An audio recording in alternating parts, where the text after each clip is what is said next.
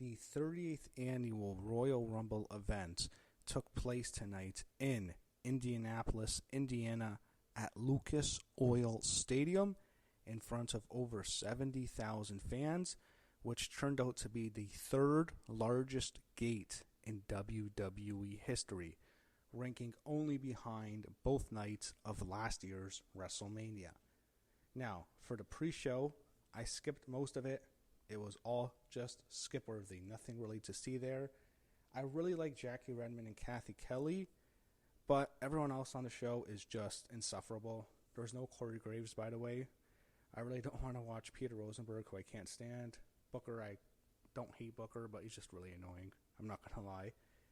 I heard Gunter was interviewed, and then you had some of the fans at the Cricket Wireless fan zone being interviewed there about who's going to win. There was a funny moment where you had a little Jey Uso fan. He's wearing a Yeet shirt, and one of the interviewers, I think it's Byron Saxon, he asks him who he thinks is going to win. And the little kid says CM Punk while wearing a Jey Uso shirt. I guess he was a smart fan.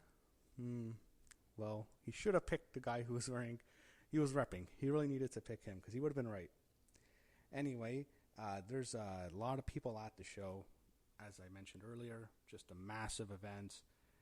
It's easily by far and away the most attended non-WrestleMania audience, and as I said earlier, the third largest gate ever.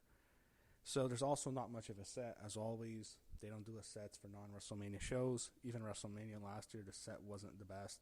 Hopefully in Vegas this year we get a good set. So, also worth noting, this Rumble is the first official PLE on Netflix. Now, some of you are watching on Peacock, but for us international viewers, this was on Netflix, so it's a big deal. So when the show starts, we see Lucas Oil Stadium from the outside, an outside shot of it, which is in the dome. We see Cody Rhodes and Kevin Owens arriving. Gunter, who was expecting to face the winner of the Royal Rumble, he probably will. We'll get to that later.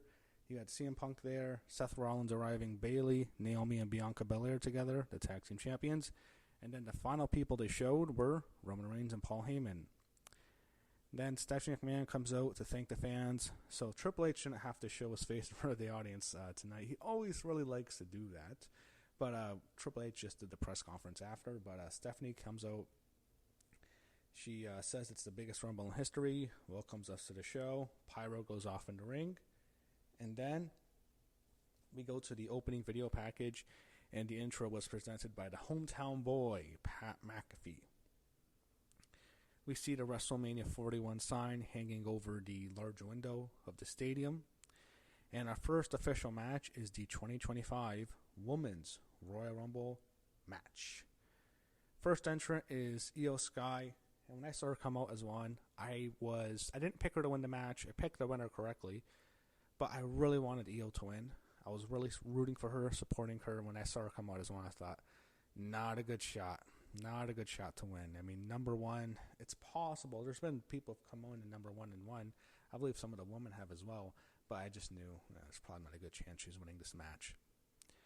Then number two was Liv Morgan. I think it was Rhea Ripley who came out as number one a couple years ago and won it. But the thing is, we didn't see Rhea tonight. That was interesting. We saw Tiffany, I believe, but I don't think we saw Rhea.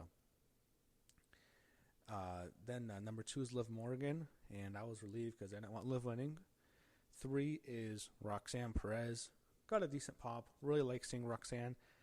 Really like her. I watch NXT every week.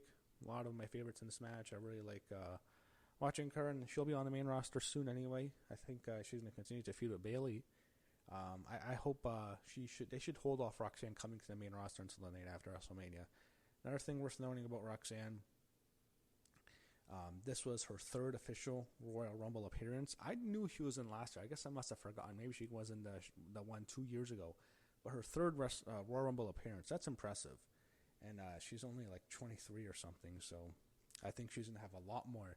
By the time she's done, she'll probably have competed in more Royal Rumble matches than any other woman in WWE history. Number four is the current Intercontinental Champion, Lyra Valkyria. And I like seeing Lyra. She got a decent pop. But another thing I noticed with her and Roxanne had the same problem.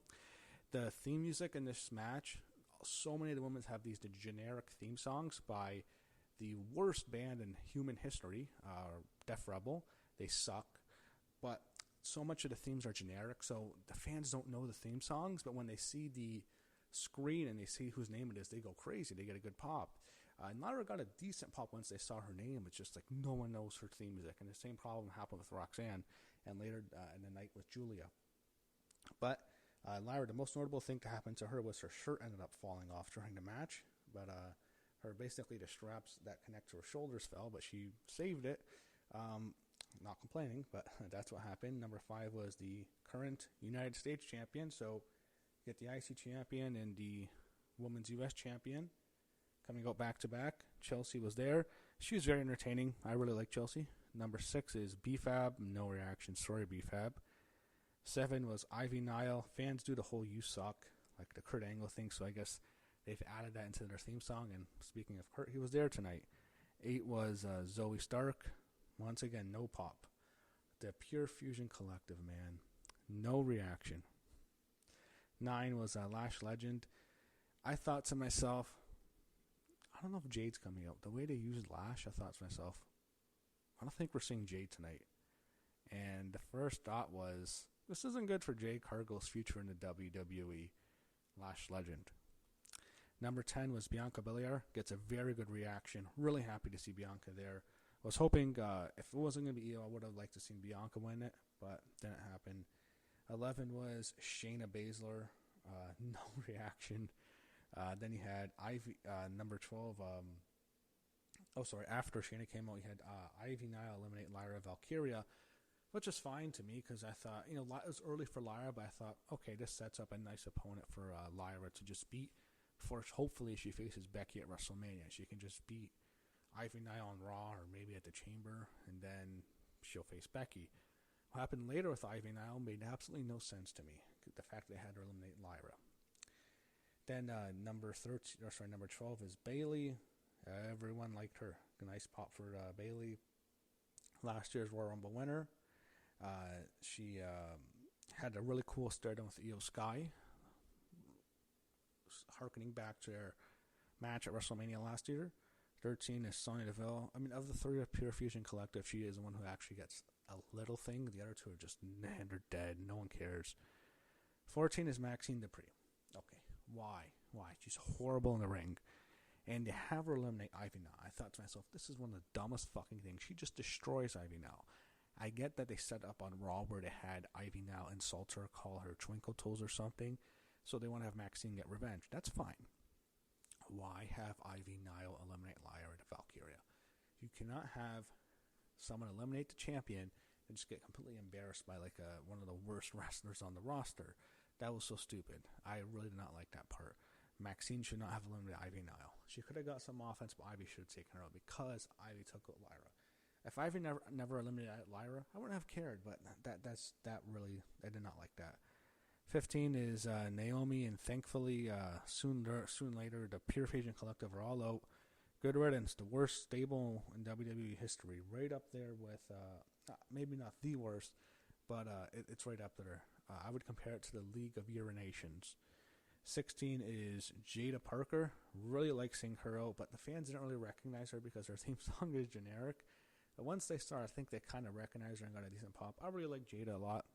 Here's a great look. I think she's going to continue to have success in NXT, and I think she can do very well in the main roster. 17, Piper Niven. So the whole thing was set up for her and Chelsea Green. Chelsea was obviously very happy to see her good buddy Piper, but it didn't end up so well for Chelsea. You had Natalya come out at 18. 19 is Jordan Grace, and she had a great showing. The best part is when she picks up Piper Niven, she basically picks her up and does a Death Valley driver.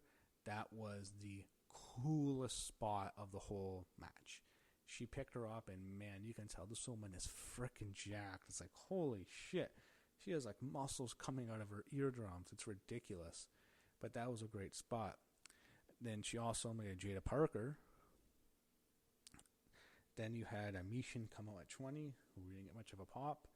And as the match progressed, you had a lot of women in the match. You had the ring really beginning to fill up. Not a lot of eliminations this match.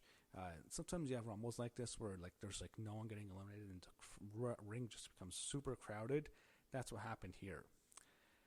And then number 21. I genuinely did not think we'd see Alexa Bliss. I thought, she's not coming out tonight. She's done. I was, when I look at my predictions video, I was giving her a nice little send off. I thought, hey, I really like this chick. I watched her in 2014 when she came out as Tinkerbell in NXT. I've always really enjoyed her. She's incredibly cute. Hey, she's married now. She has a kid. I see her posting pictures of her daughter on Instagram. I thought, hey, that's a nice little run she had in WWE. Further than most people I would have ever thought, based on when we first saw her. She did very well. I thought, hey, if she wants to do something else, she doesn't really want to wrestle, good for her. I was fully expecting to be done with her as a performer in WWE. I thought we might see her as like a special appearance, so I thought, she's probably done. When she came out, I rose out of my chair. I was like, what? I did not expect that. I had the same reaction those fans had. They went ballistic. I could not believe how loud it was. I didn't even recognize Alexa's theme. I was trying to think to myself as she's coming out, and I'm marking out too. I'm really happy to see her back. Is that her old theme? Or is that like the Wyatt theme, the scary theme? Or is that the classic, the old spiteful theme when she was the goddess? I was trying to figure out, but I couldn't hear anything because the fans were so loud. I am stunned. I knew she was very popular, but I am a little surprised how popular she still is with a lot of the fans. A lot of people are really nostalgic to her because they remembered her when she first came in 2017 as a goddess. We haven't seen her for 2 years. That's another thing. 2 years ago, her last match was at the Royal Rumble in 2023 against Bianca Belair in San Antonio. So seeing her back 2 years later at the event that she lost at, she went on to have a kid. She's back. Contract dispute, I'm not sure what it was.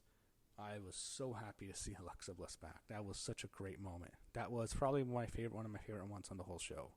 Love seeing Alexa back. Really happy to see her.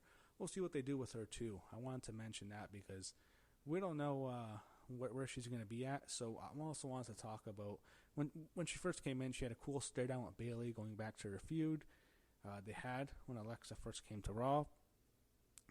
And then she didn't last too long in a match. It surprised me because I didn't think they'd want to have her come down to the last few. Also, she hasn't wrestled in 2 years. I don't know how long she can go for, but they had Liv Morgan and Raquel Rodriguez eliminate her. Liv hit the Oblivion on the apron, and that took out Alexa. That's jumping ahead, but I really wanted to focus more on Alexa, as that's how she was eliminated. I was just really happy to see her back here, and I also want to know what are they going to do with her. Is she going to be in the Wyatt 6? When she came out, she was wearing a jacket that said Fiend for Life or something on the back, and of course that's a tribute to Bray Wyatt. Happy to see that, but part of me also, I really would prefer to see the Goddess back. I don't know if I really want to see her back as the Wyatt 6, but perhaps the Wyatt 6, I mean, they're ready to put Alexa Bliss back in. So we'll see what she does. I assume she's back with them. But either way, this was an awesome moment. I'm so happy to see her back. 22, and by the way, I like Alexa Bliss. If you've watched old LRMania videos, I've always really liked Alexa Bliss. 22 was Zelina Vega, who I was hoping she'd get to do a little bit more. She had the confrontation with Tiffany Stratton on SmackDown yesterday. So I was thinking, maybe they might do more for Zelina here, because maybe she's going to feud with Tiffany, or she can at least have a match. She didn't get much of a showing at all. 23, Candice LeRae, damn, no reaction. Like Candice, I remember a few years ago when she first came into the Rumble, she got a good pop. Like, she's had nothing ever since. 24, Stephanie Becker. So here's the thing. This is another thing. When her music played, I don't think the fans recognize her. I sometimes forget recognizing them because in NXT, like, the name comes up right away, so you know who's coming out. Here, sometimes it's like, wait, who? Oh, Stephanie Becker. I was not expecting her at all. I thought would be Roxanne Perez and Jada Parker. That's what I thought. I wasn't even expecting Lash Legend. But that was another NXT star. There was like 5 NXT names here. And that was cool seeing her there. She got a decent pop once people saw her name. That was cool. 25, Trish Stratus gets a huge pop. That was one. That was awesome. Seeing Trish back was cool. I was thinking, I don't think we're going to see Trish back. Seeing her come in, that was a nice one. But the fans love Trish. That was another great moment. And I thought, man, this is a lot of fun. The Alexa return, the Trish return, all these NXT names I wasn't expecting to see. Cool seeing Jada in there. Cool seeing Stephanie Becker. And everything's going really well here. And I'm really beginning to enjoy it. 26, Raquel Rodriguez comes out. As I mentioned, Alexa was booed. And Indianapolis was not happy at all when she was booed. I think for all the cheers she got, there was a lot of boos when she was eliminated. Then there was a few more eliminations. Raquel and Liv are a team now. 27 is, oh, by the way, shouldn't have just said 27. Lucky number 27. 27 has drawn more Royal Rumble winners than any other number in history, and this, you can add another one to the list after tonight. 27 was Charlotte Flair making her return. Gets a good pop, very good pop. Her and Trish got good pops. I don't think it wasn't as much as Alexa's though. But Charlotte got a good pop, and she got pyro, and the way she's walking down, I was like, yeah, she's winning.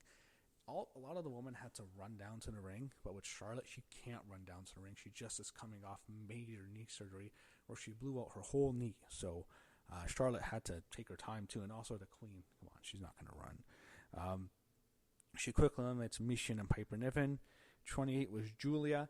So, okay, I was a little disappointed when Julia first came out because I was happy to see her. I wasn't expecting her at all. I was part of me thinking, should we see her because she is the NXT Women's Champion? But she didn't get much of a pop at first. But once people saw it was Julia, it became a bigger pop. And again, this is the worst theme songs ever. No one knows who these fucking wrestlers are because they don't know who these theme songs are for because they all sound generic and they all suck. Def Rebel sucks. Fire Def Rebel. Stop working with Def Rebel, WWE.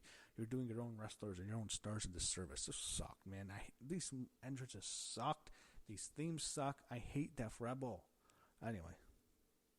But Julia came in. She's the one who... first she came in here. She had a cool start with Io Sky, which was good as it reckons back to their Stardom days. She actually eliminated Jordan Grace. She stared down Stephanie Becker, her friend in NXT. 29 was...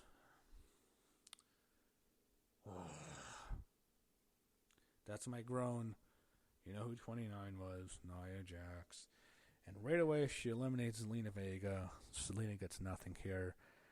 Man, that just sucked, seeing her come in at 29. That just sucked. I was thinking, all right, maybe she won't last too long. She'll eliminate a few people who need to go anyway, then they'll just take her out, and it'll be down to like your last 5, 6, and it'll clear into the winners.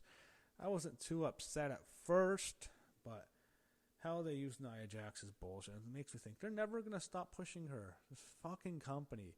She's so fucking terrible. She doesn't have the heat that's good. She doesn't have, heat that, hey, we hate you, but, we appreciate you. It's like, get off our TV screen. We don't want to see you. We don't want to see Nia Jax. Anyway, then number 30 is the man. No, wait. Oh, no Becky Lynch. So, it was Nikki Bella. And I just thought, no, Nikki's back. And I don't hate Nikki, but I don't want to see her back. She just doesn't fit with these women. I'm thinking to myself, why in 2025 do I still want to see Nikki Bella? She had a cool nostalgic run when she came back in 2017 or something, when they had the whole thing with Cena. That was fine, and then she came back a little bit in 2018 for the Evolution show. But I don't want to see Nikki back full-time in 2025. There's so many other women, and she's a star. She's a name, and they're going to put so much attention onto her. I'm thinking, I don't want to see Nikki back, and she is back. The Fearless stuff is on the WWE shop, as is the Lily doll, and that's still there. And there's new Alexa merch as well. So, they're back. Alexa Bliss and Nikki Bella are going to be on TV. I think to myself, okay. And also, I think she got an okay pop, but people wanted Becky. Everyone wanted Becky Lynch. And I don't think, as a person who didn't want to see Becky Lynch, I thought it was probably going to be Becky. Here's what I'll say in their defense. I get why they didn't want to put Becky here. She's not going to win. Charlotte's going to win. Do you really want to have Becky come in and lose right away? You want to have a big return that stands out by itself on Monday Night Raw. Also, there's the Bliss pop. I know Becky would have gotten a big reaction. I don't know if it would have been as big as Bliss. And there's also some returns in the men. I get why they want to save it. But I still want to see her anyway, selfishly. Anyway, they all attack Nia, and then she eliminates like 10 people. This was the worst thing I've ever seen in my life. So I don't know if this was a botch, but you have all these women hanging, like 6 women. I forget, it's a Io Sky who, by the way, every Io Sky had like a whole bunch of close fall times where she was about to be eliminated. It looked like she's gone for sure, and she survives, and the fans all cheered. Everyone liked Io, including myself, but she's holding on. You have Raquel Rodriguez holding on. You had Bianca Belair holding on. I couldn't believe what happened. Bianca, of all people. And you had like a whole bunch of other women. I forget everyone who was eliminated. I think might have been Stephanie Becker there. Was holding on for dear life as well. I think it was also... Oh, by the way, I mentioned Nia Jax eliminated Trish Stratus. Yeah, that sucked. And that was not fun. I think you might have had... Julia, I think she was eliminated later in the match, actually. She wasn't there, but the big two names were Bianca Belair and Io Sky. They're both just eliminated like nothing by Nia Jax. She just like knocks off a whole bunch of people from the ropes who are all hanging on the same rope, and like 6 of them get taken out. Then I think she eliminates Liv Morgan soon after that, and it just sucked. That was the worst thing. Stop pushing her. Nikki Bella eliminated Bayley. So she embarrasses her at WrestleMania 37. Now she eliminates her. Great. Anyway, Nikki is eventually eliminated. Then later, basically the final 3 are Charlotte, Roxanne, and Nia. It's like, oh, who's going to win this? I wonder. Nia's eliminated, and then Charlotte eventually eliminates Roxanne Perez. I was thinking, man, maybe they're going to push Roxy all the way. Come on, give it to Roxy. Charlotte won. My prediction came right. I wasn't really... I was like, when Charlotte won, I was like, okay, fine. I guess eventually you're going to have a situation where you're going to have a woman win 2 Royal Rumbles, and Charlotte's the first woman to win 2 Royal Rumbles now, which I don't mind too much because it was eventually going to happen. And we're leading to Charlotte and Tiffany Stratton at WrestleMania, which is a good match. I was thinking to myself, I just was hoping we'd get someone else. I really didn't want to see Charlotte win another Rumble. But fine, she did win. Roxanne Perez, by the way, had the longest time ever in the Royal Rumble for the woman. And as I mentioned earlier, Charlotte's the first woman to win 2 Rumbles. She's now one of the many superstars who've won 2 Rumbles. It's not a long list, by the way. So we go to people in the audience after some breaks. We have the Godfather in the audience, Mickie James, and then Kurt Angle, who fans love. They show Drew McIntyre and Sami Zayn backstage, who are both getting ready to prepare for the Men's Rumble. So in the crowd, you saw the head coach of the Notre Dame football team, Marcus Freeman. Then we saw Cody's good friend, man who used to play the Green Arrow, Stephen Amell. He got a decent reaction. Then we see DIY and Motor City Machine Guns heading to the ring, and that was our next matchup. 2 out of 3 falls match for the tag team titles, DIY, John Gargano and Tomasso Ciampa against the Motor City Machine Guns, Alex Shelley and Chris Sabin. Okay. I have to say, Motor City Machine Guns had a cool entrance. Then DIY came out second. Okay. The crowd was not into it. I get why. They're coming right off the Women's Rumble, which got really good. A good reaction, which was a well-received match by the fans, at least, even though the last few minutes kind of sucked.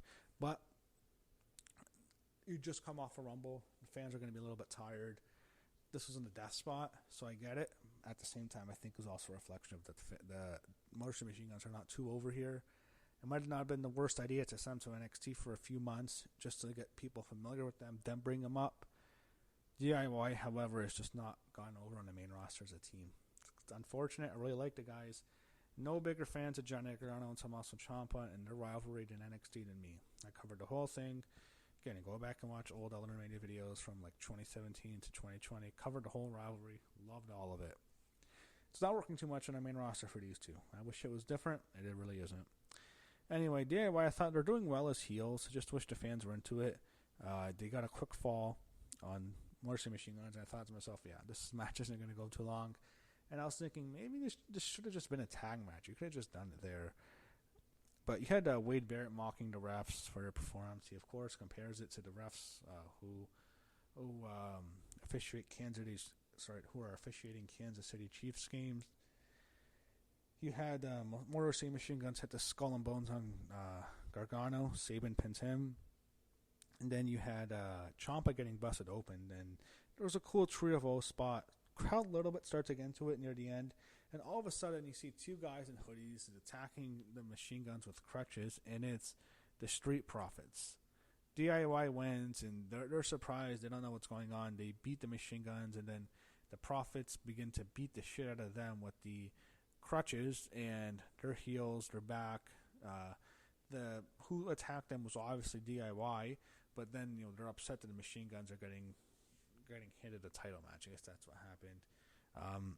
Yeah, I felt like this could have just been on SmackDown. This didn't need to be on the Rumble. Why wasn't this just on SmackDown?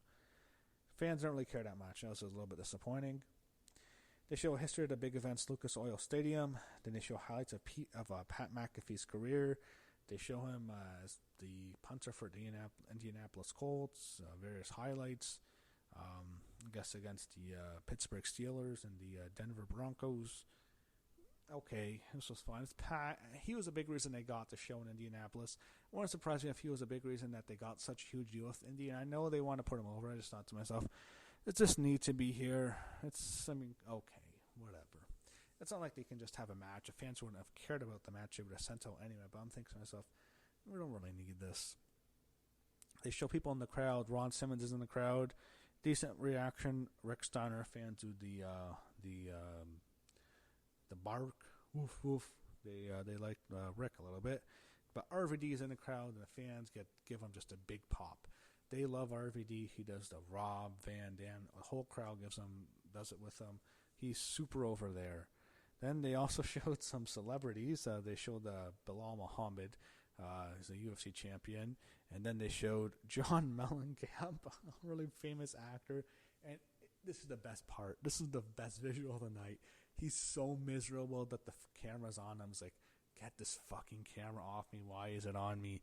And he is so upset. It is hilarious.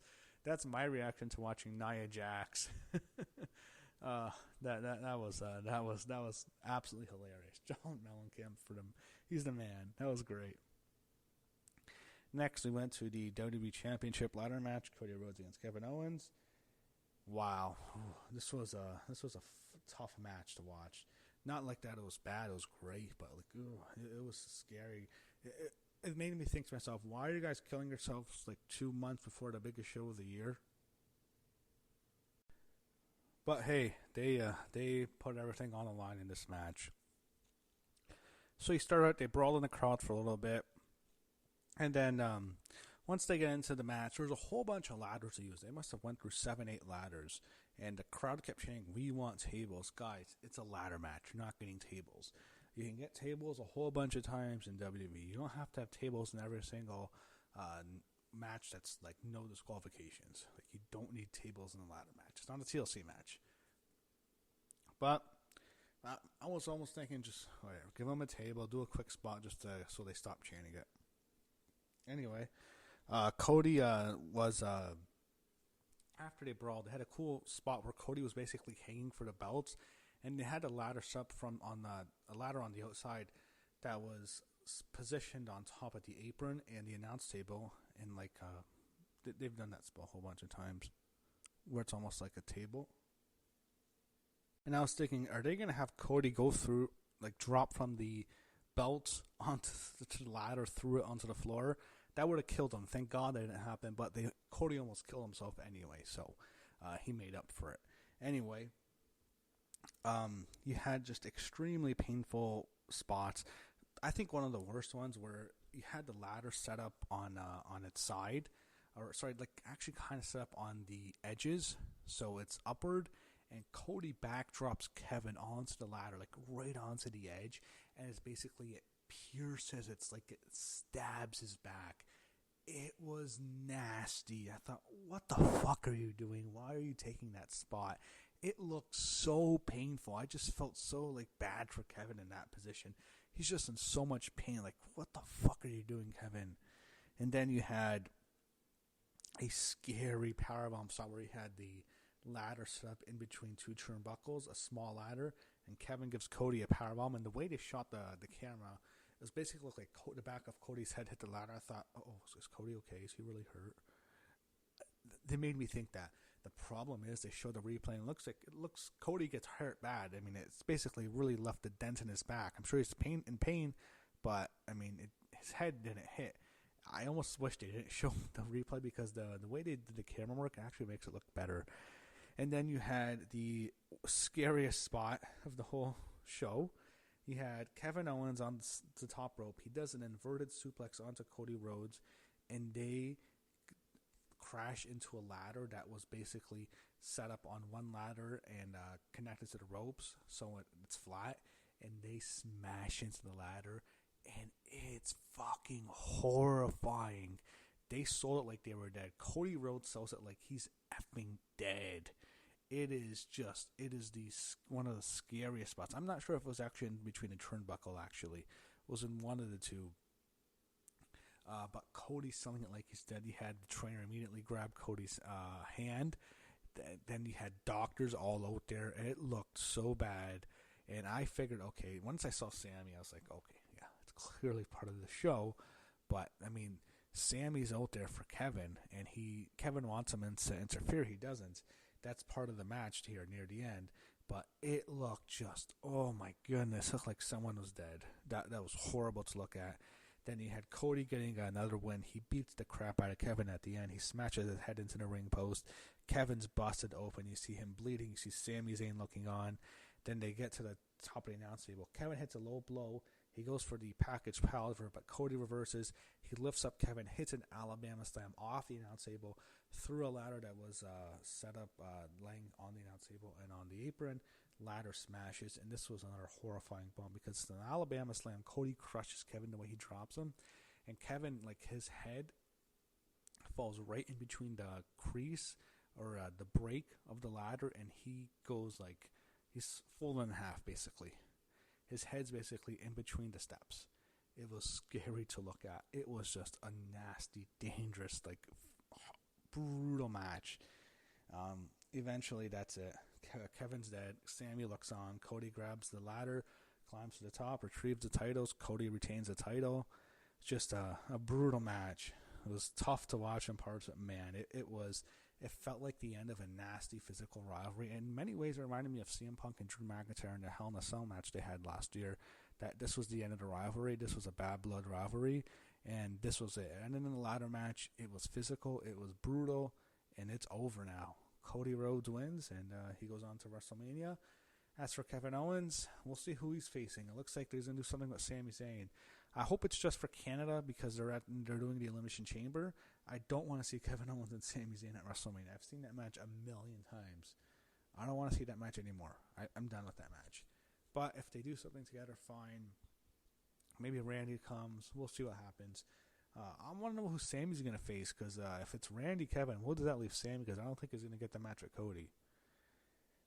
They show more people in the crowd. Indiana Pacers star Tyrese Halliburton, who was on SmackDown last night. He was there. Shea Jackson Jr., the actor, the son of Ice Cube, he was there. And they show Kid Senate, I think he's a streamer. He was in the crowd. They show people on the panel. On the panel, you couldn't hear anything. It was kind of funny. It was Joe Tessitore and Big E. No one could hear anything, so like we can't really hear them. You can just hear someone breathing in the background. We go back to the announcers, and they're hyping up the Royal Rumble, and what I call the All-Star Royal Rumble, and this was the 2025 Men's Royal Rumble. There was 30 entrants. Some of us were hoping for 31 entrants, but there was only 30 entrants this year. We see them by the numbers video package, and we start. Number 1 is Rey Mysterio. That's a good pop. Number 2 is Penta. So we have the showdown between the two. You get a really cool start. Now, here's the big problem. Oh, actually, I wanted to mention this before I get to the big issue that happened early. Last year, they had the Uso start. Number 1 was Jay, number 2 was Jimmy, and they ended up having a match at WrestleMania together. I thought to myself, 1 is Rey, 2 is Penta. This is a dream match for a lot of people. It's a big luchador match. Maybe they have a match together at WrestleMania this year. That'd be cool. But there's a horrible botch here. Rey Mysterio basically tries to eliminate Penta. He has his legs wrapped around him to eliminate him, and Penta hits the floor, and basically both feet hit the floor. It looked to me like both feet hit. Now, maybe only 1 foot hit. If 1 foot hit, yeah, they can just do it on replay. The fact they didn't replay made me think, so Penta's out. It looked pretty bad to me. It looked like he got eliminated there. But they just kept going on. It didn't bother me. 3 was Chad Gable. They do the You Suck. 4 is Carmelo Hayes. Melo missed again tonight. 5, Santos Escobar. No one really cared that much. He didn't last long. 6 was Otis. 7 was Braun Breaker. And holy shit, when he came out, the fans knew, like, that business just picked up. That was their reaction to Braun Breaker. And he just crushed everyone in this match. He gave spears to everyone. He eliminated a whole bunch of people to start. He's just a wrecking ball to start. I thought it's gonna be him or Jacob Fatu who gets like the monster spot where they eliminate a whole bunch of people. Every Royal Rumble there's that participant who goes nuts. I was thinking it's gonna be either Braun Breaker or Jacob Fatu. 8 was supposed to be Akira Tozawa. I thought to myself, man, he's not really gonna come out as him. Like, why him? But then they had Carmelo Hayes take him out. He beat him up, and he's taken to the back. And Triple H sees him. We see Triple H and Gorilla. He says, Tozawa's not there. And then he just tells I Show Speed, who's a streamer there, to go into the Rumble. And Show Speed doesn't want to go in. And he gets pushed in. He goes through Gorilla, goes to the entrance, gets his own entrance music, I Show Speed, and he's in the Rumble. And I thought, why Triple H? This is fucking stupid. We need this. Come on. Part of me was thinking, they've done this before where they've had an injury. One year, I think it was when Becky Lynch won the Rumble. They had that spot. I was thinking, man, is this The Rock? There's only 29 entrants. They're going to skip him, The Rock. That didn't happen. I Show Speed. I was immediately disappointed. But then it all ended when basically all my disappointment turned into joy when Braun Breaker murdered this motherfucker. He ran through the ropes twice, and he just hit him with a super spear. And the way it shot, the camera work is great here. The way it shot looks like I Show Speed was broken in half. After that, Braun Breaker grabs him. He has him in a gorilla press position. He throws him over the top rope, and he murders him. Otis catches him, so I Show Speed still technically alive. Then Otis gives him a fall-away suplex to the floor. He bounces off the announce table, and he hits the floor, and it's like they killed I Show Speed. That was such a fun moment. 9 is Sheamus. Number 10 was Jimmy Uso. 11's Andrade. And then number 12 comes the Samoan werewolf, Jacob Fatu. And my God, was he a werewolf here. He's a beast. The fans, man, it was similar to when Braun came out. When Fatu comes out, it's like, yeah, business is picked up once again. Yeah, we got to pay attention here. Yeah, there's no messing around with him. He does a double Samoan drop. He gets some eliminations, and he's a presence here. 13, however, is Ludwig Kaiser, and I thought, okay, this is cool. I'm glad he's getting his spot. He gets eliminated quickly, and basically runs into the ring, and I forget who it was who eliminated him. I don't even remember, but he just gets thrown out like nothing. And I'm thinking to myself, why? Why do that to Ludwig Kaiser? He's a good heel. And he was having really good matches at Sheamus only a few months ago. Why him? And they talked about how he was going to break the record for the fastest elimination. He didn't, thankfully. Santino still holds that spot. He'll hold that spot forever because it's almost impossible to top that. They've tried that so many times to top it and never works. But he gets eliminated quickly. 14 is The Miz. Then number 15, I believe in Joe Hendry. The fans love Joe Hendry. Big pop for the TNA World Champion, Joe Hendry. Very good reaction here. Fans loved him. Everyone really likes him. He comes in. He gets a really good ovation. And he's bigger than I thought he'd be on the main roster. He has a decent size to him. He had a good showing at first. And then everything freezes when number 16 comes out. Roman Reigns. Huge pop here. I was like, oh, shit. Roman Reigns. The men's rumble was awesome. I'm just going to say it. That was freaking awesome. The amount of stars. This is an all-star rumble. But when Roman comes out, it was like, holy shit. Heyman's with him. He just cleans house. He crushes everyone, spears everyone. And he eliminated a couple guys before he eliminated Joe Hendry. And I was thinking, oh shit. Is this 2015 again? We're in 2015. Are they going to boo Roman Reigns? And there was a slight boo, but they never turned on Roman at all. I was thinking to myself, why not have Jacob Fatu eliminate Joe Hendry?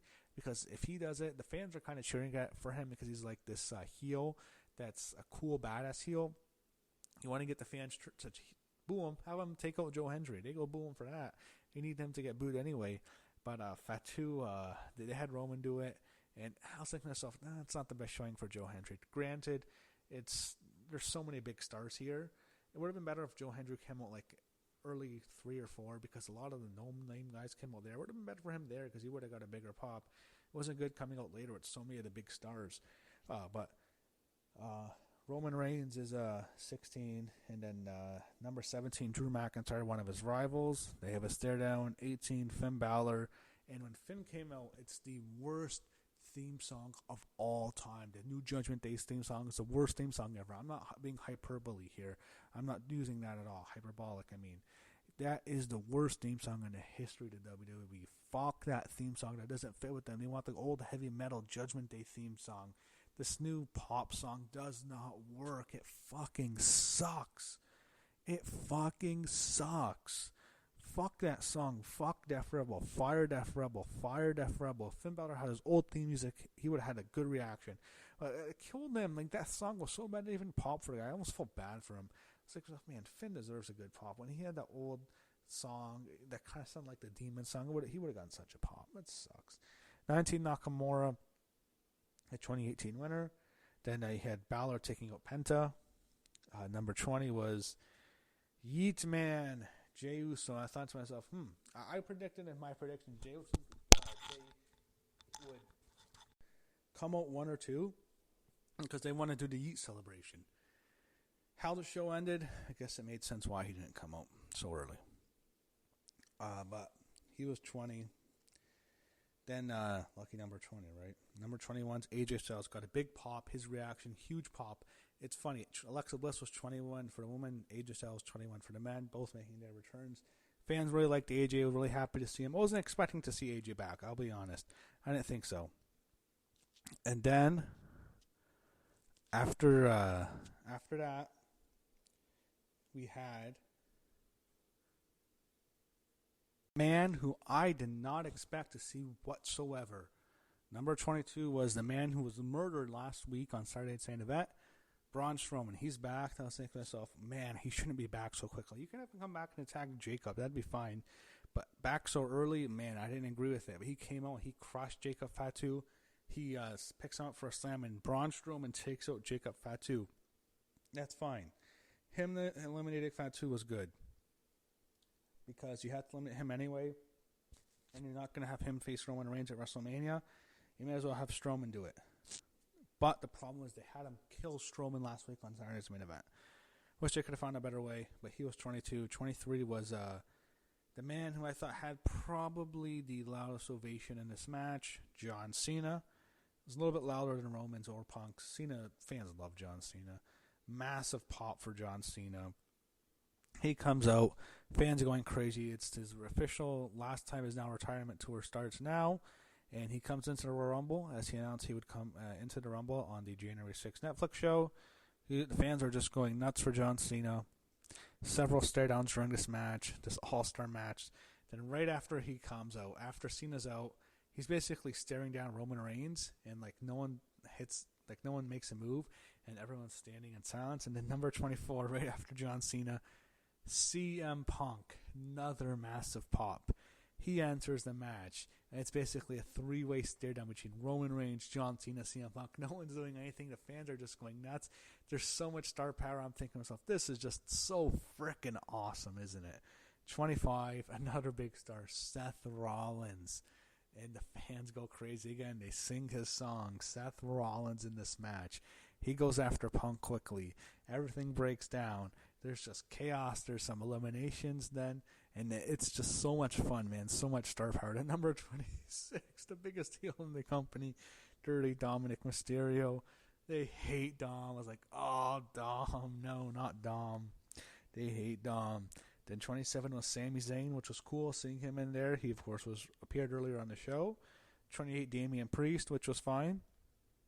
And then 29 is, LA Knight, and he had the cool versus Yeet standoff with him and him and Jey Uso. The fans loved it. They'd basically punch each other. Half the fans would chant, yeah, other half, yeet, yeah, yeet. Actually, both fans were probably chanting it both at the same time. They're having fun with it. This was a lot of fun watching. Then number 30, Logan Paul, everyone hates. That was, he got a decent heel reaction. So here's how everything ends. Okay. So, you have, at the end, a whole bunch of eliminations near the end. You basically have Drew McIntyre being eliminated, which I thought he'd last a little bit longer than he did, but McIntyre's out. You also had Balor being eliminated, and then you had, did I mention him? Nakamura, I think, was eliminated as well. And you're set with 6 guys. You have Jey Uso, you have and also Strowman was eliminated earlier too as well. But you end up with 6 guys. You have Jey Uso, you have AJ Styles, you have CM Punk, Seth Rollins, you have Sami Zayn, you have Logan Paul. Or did Sami go earlier? But you basically had the final 6. I forget exactly who it was. But you have CM Punk looking at Roman Reigns, Seth Rollins, who are both draped over the top rope. Punk sneaks and he eliminates both Roman Reigns and Seth Rollins. Punk destroying his creation of the Shield, the two of the 3 guys who helped them retain his title when they first debuted at Survivor Series, like almost 12 years ago. That was a cool throwback. He takes out Roman Reigns and Seth Rollins. They're both on the floor, and Seth is pissed. He's going ballistic. And then right after that, CM Punk is eliminated. I think it was Logan Paul, if I'm not mistaken, who took out CM Punk. But Punk is out, so all 3 of them are out, and Seth just fucking goes crazy, and he kills Roman Reigns. He gives Roman Reigns a curb stomp on the outside, then he stomps Roman Reigns' head into the steps. He destroys Roman. He walks out, and Punk is pissed off. Punk stares down at him, and he basically whispers something to him. He says something to him about the promise that he made because he appeared in the War Games match at Survivor Series. So I'm thinking to myself, wow, we're getting Punk, we're getting Rollins, we're getting Reigns in a triple threat match. I guess not for a title, but that's what it looked like to me. Maybe not. Maybe Punk finds someone else, but for sure it has to be Rollins and Reigns at WrestleMania. That's where we're going there. That was a great visual, and it shows, basically we're going to get a face Roman and a heel Seth. But they're eliminated. Eventually, we get down to Logan Paul, I meant to say. Did I say LA Knight eliminated CM Punk? It was Logan Paul. Logan Paul, John Cena, and Jey Uso. So who's going to WrestleMania? I'm thinking, all right, Cena's got this. Cena's a good choice. And I was thinking, all right, maybe if Cena comes, he wins. Number 31's The Rock. Holy shit. I was thinking to myself, Rock's going to come. That's not what happened tonight. So John Cena eliminates Logan Paul. Now we get John Cena, Jey Uso. Cena's winning for sure. Nope. They had a good long match, basically. In the end, they're coming down to the apron. John and Jay are going back and forth. Jay's hitting John with super kicks. Cena's about to fall. He's holding on to the ropes, and then he gets Jay for the AA. It looks like that's it. Jay rolls back in, basically falls back into the ring, and then he pushes Cena off the apron. Cena hits the floor. His feet hit the floor. It's over. Jey Uso wins the Royal Rumble. I was thinking to myself, what the fuck? No way. Jay, why? Why Jey Uso? Jey Uso won the Royal Rumble for what? Why? I don't want to see Jay go to WrestleMania. But the more I thought about it, I kind of get it. You know what? It didn't make sense at all for John Cena to win. And I've explained why. He needs to face some adversity. He hasn't won a singles match in so long. It's not a good idea for him to win the Rumble right away. And he's all over the advertisements for the Elimination Chamber. And I should have known, Cena can't win because the Chamber.